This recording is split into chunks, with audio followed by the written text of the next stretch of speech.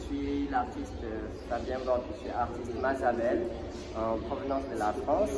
Je travaille en binôme avec l'artiste sculpteur Mamadi Kanté en provenance de la Guinée.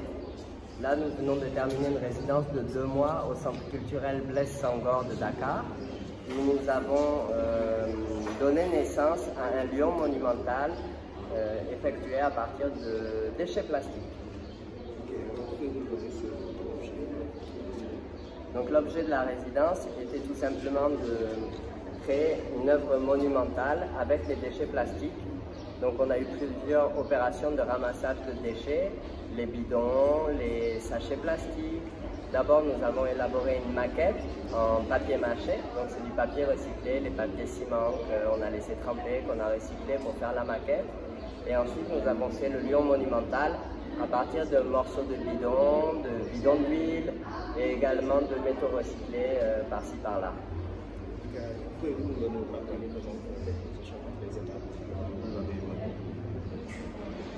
par rapport à cette œuvre? Oui, je n'ai pas compris. Les étapes de l'œuvre. Les étapes de l'œuvre. De manière détaillée. De manière détaillée, les étapes de l'œuvre. Bon, je me présente. Je suis Mamadi Kanté, artiste sculpteur diplômé de l'Institut supérieur des arts de Guinée. On a fait ce travail, le lion, avec les fers et les plastiques. D'abord, on a fait la maquette avec le papier mâché. Voilà, donc c'est ça.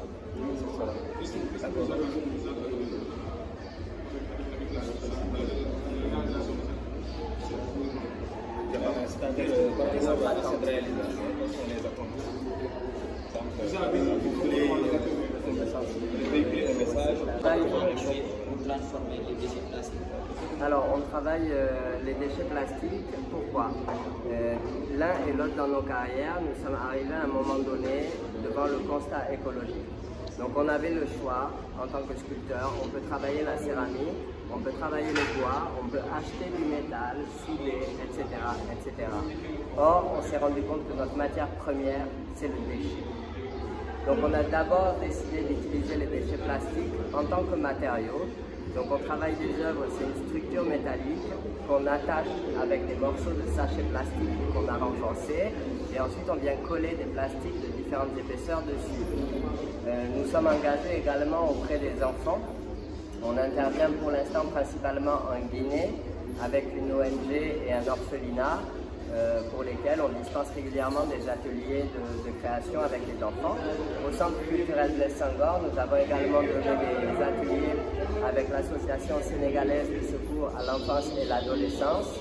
On leur a fait faire un atelier de papier mâché, donc c'est du papier recyclé, voilà.